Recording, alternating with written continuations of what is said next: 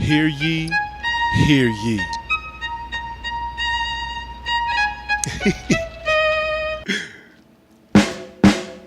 What's good, what's real? Grande presence, grande effervescence, grande content, delete nonsense. Relationship versus relationships. Whether you're single or currently in a relationship, you attracted your significant other for more reasons than most people consciously realize. There are phases that we all graduate from in relationships, and we don't even know that we're in an education or an educational process. Once two people start to comprehend and control the phase between when they're head over heels in love in the beginning and once they start to argue, which is very natural in any relationship, they start arguing about everything. Understand, no bad relationship is beyond repair. Also, understand that no matter how good a relationship looks on the outside, it has its high points and its valleys just the same. The truth and reality is most really good relationships already went through the positive and the negative phases. When the relationship starts, it's fresh. You feel so lucky. You feel like you found that person that elevates you. Your heart is full. You get that warm feeling when you're about to be in his or her presence. You don't want to do anything without involving that person, and if you're doing nothing, you want to do it with them. Your energy is amazing for and towards this person. You feel so loved and needed and wanted, and then it happens. With no warning, with no incident, with no obvious change, that special feelings just starts to fade away. You start to feel like you're so different. You start studying and analyzing how much you've done for that detoured you from yourself because of your loved one. All the little things that you didn't even think twice about with your partner, you might have even thought it was cute. Now, it gets on your nerves. How did you even get into this situation? The falling in love and the being in love part starts to fade with no explanation. You start arguing, you start going into strange places where if anybody on the outside got each one of your facts, it wouldn't make sense to them. It's just stupid. This phase is called the love-a-war phase. This mental tug-of-war creeps into your brain, into one or both of your brains like a virus, which makes you think that they need to change to make them the right person for you. It causes relationship energy. You want your mate to be more like they used to be. You start to develop unfair audacities where you think that your mate needs to be more like you. You both try to change each other when the fact of the matter is, it is impossible for a person to change unless they actively want to change. You can't change somebody for you. Your significant other will not change because of you. That powerful love that you once had all of a sudden becomes a place of uncertainty. One or both of you are walking on eggshells around each other. You start to create physical and mental distances even when you're around each other. Your smartphone, your computer is being used now as like a mini escape in each other's presence. There's nothing in any one of those electronic portals that can't wait. You stop feeling accepted for the people that you both were and fell in love with when you met each other. The disconnect either causes withdrawal or a neediness that creates a quote-unquote I need space mentality. Excellent news. The love-of-war phase is very normal. It happens in every relationship, and even created the word in every relationship. It's not even your fault that this is happening to you guys. It happens by design. And most of the time it happens to one at a different time that it happens to the other. As the new, fresh romance stage starts to settle, it starts to graduate into the stability phase of the relationship. This is the final stage, final exam, if you will, before the ultimate happiness takes place in a relationship. Understand that it is absolutely impossible for any relationship to not go through this. Going around this guarantees failure. Going around this causes one or both to leave the sanctity of a really, really great relationship. What ends up happening is you end up leaving that relationship only to start the process all over again with somebody else. Going around this has made so many people realize that they actually want their ex back. There's a loneliness or a regret. You must understand that there's a light at the end of this tunnel. Every relationship comes embedded with a test. If you pass, the bond is strengthened. If you fail, well, you already know. It seems crazy, but you have to like fall out of love first and then reattract to understand how deep your love is and how everlasting it is, even though it sounds kind of corny. There's no Kung Fu master out there that didn't get beat to death to understand how to react to or defend against things for fights later on. So it's the same exact concept. Once the both of you graduate past the love of war phase, ideally together, the opposite side of that, nobody could take nothing away from the both of y'all. Y'all become a team. The romance phase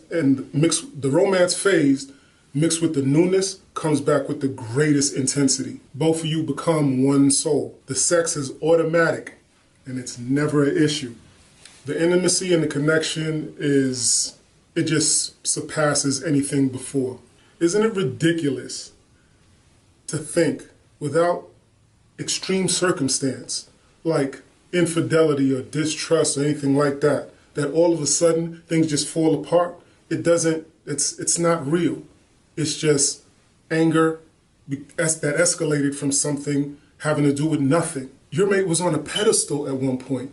You took the pedestal out from under them, but you have no idea why. It's not your mate. It's you or your mate. But it's not one blaming the other. Again, it's natural.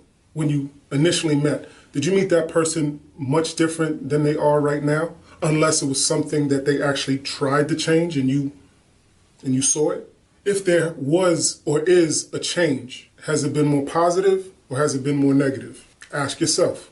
The love of war phase has a way of masking blatantly positives that are in abundance and also blatantly taking the most minor negatives and making them huge. It's all smoke and mirrors.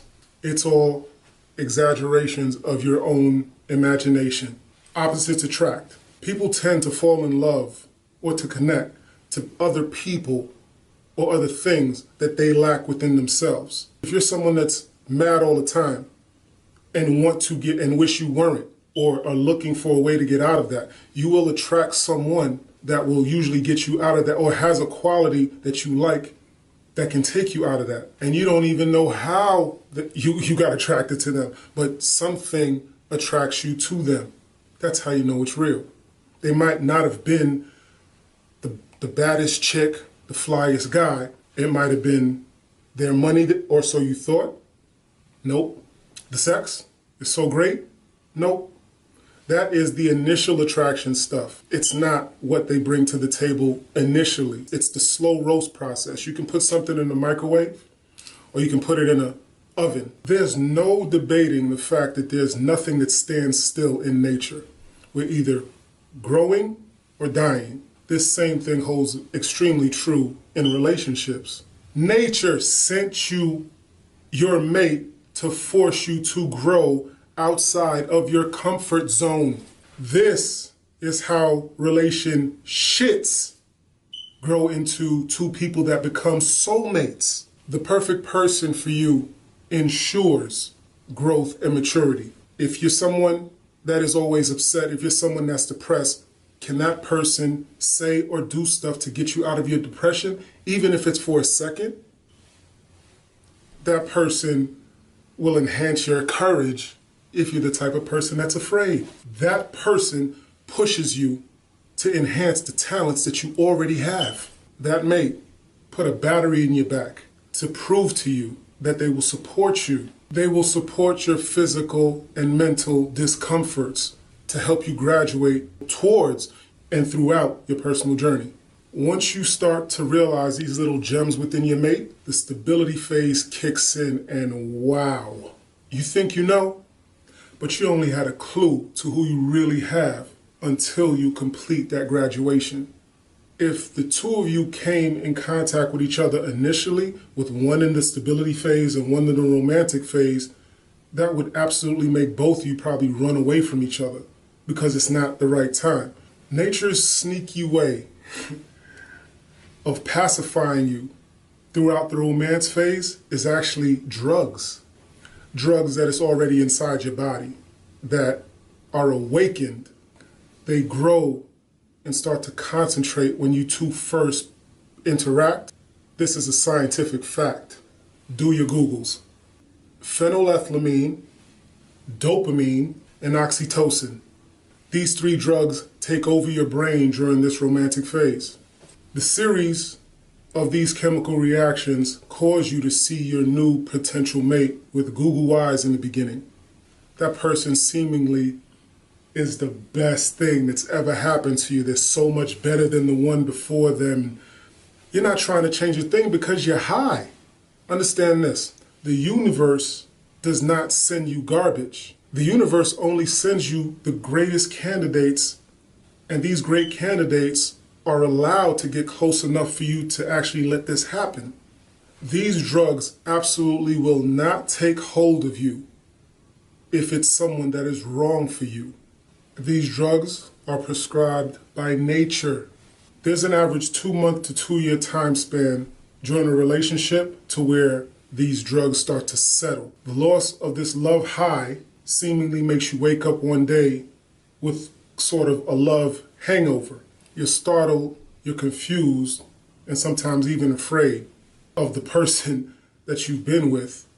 The love of war phase starts to take hold and also starts this test of strength between the two of you. You start to rebel because you feel like all of a sudden you lost a sense of your own self because of this relationship, and that's not true. And you start making efforts to try and get yourself back. You haven't gone anywhere. You never really sat back to analyze what you think you lost. This is all made up in your brain. It's mental fabrications. It's exaggerations. You really just want the relationship, but you want the relationship with all of the benefits you had before the relationship. Most couples, honestly, are just not taught how to navigate through these feelings in a rational manner. So they create things in their own mind. They start to create problems that they don't really have, almost purposely to be at odds with each other. They totally disregard promising facts for erratic emotions. All regard for actually what is best and what they probably already have that would make the long-term relationship really good, all that is thrown to the wind. They either leave the relationship altogether or struggle through it. The option to leave the relationship altogether is actually usually done by the person that's naturally a serial dater. Guilty as charged. I myself couldn't see. I was rinse and repeating the process. I was high on the drugs of the romantic phase until they wore off. This could be forced loneliness, or it could be a potential mate that seemed like that grass was greener. The universe does not reward people in this way. The rinse and repeat process could actually become painful in a physical or mental manner. Pushing through the relationship process or struggling through it is actually more comforting, but it's not comfortable. One or both of you decide to stay and you just start to kind of like die inside. Emotionally, you become robots. The sex between you two is either gone or it's much less. I've gone through so much grief and anguish in relationships that I started to study unhealthy and healthy relationships. I'm a professional photographer and videographer. I do weddings. I always sit the groom and the bride down together and separately, asking a series of questions to the groom by himself, asking a series of questions to the bride-to-be by herself. Footage from so many different weddings that I've done and kind of put them side by side, and I discovered patterns. Those patterns started to tell me who was getting married within the love of war phase, the romantic phase, and who was getting married after they got through all of that. There are always going to be debates and arguments, even with the people who got through it, even with the couples that got through it, the stability phase champions. The most important factors have to do with the style and the fashion that you guys derive an outcome to get past it and go forward. You won't even find it important to argue with somebody that you don't love. Ego, pride, stubbornness, there's no place for it in any relationship. If one or both of you do not come off of that, do your Googles. If one or both of you do not know how to get past that, it also will never work, and you'll be missing out on the worst. Because if it doesn't work with the one that you're with and you leave the relationship based on the strength of that, you think it's going to work with somebody else? Both of you, show that you know that you're imperfect. Everybody is. Both of you, show that you're willing to go ahead and be great together. You're not going to be great apart. If you learn to look at your mate with his or her good qualities and start learning to love them on purpose, it's so much easier to learn to be great together versus trying to be at dumbass, stupid odds, knowing that these odds are overcomable. Reset, restart, grow, healthy, together. Oh, your single friends, without even knowing it sometimes, they'll tear you down in the sneakiest ways. They know that you're in a good relationship, but then when you are spending friend time, they introduce you to someone. You do not leave one situation and go to another one knowing it's going to be better and it actually happening. It does not happen. And if it does, go ahead, go play the lottery twice. You'll win both times. Misery loves company. If your friend that you go out with that's single sees you happy, they'll be happier with you single as well. Ask yourself, is that friend a serial dater? Both of you, start to embrace being around company of other healthy and happy relationships. Get it in your system. It's for you too. We're designed to be with one person. When you have someone that is already adequate, but they're striving, when you have someone that accepts you for who you are, when they have an issue with you, they tell you about it. Don't lose that someone when there's such a strong promise of greatness over minor doubts. Get around great people. Subscribe to my page. Like my page. Send me emails to GeraldGRANDE@gmail.com. I want to know your issues. I want to know your problems. Continue to learn. See you on the next one.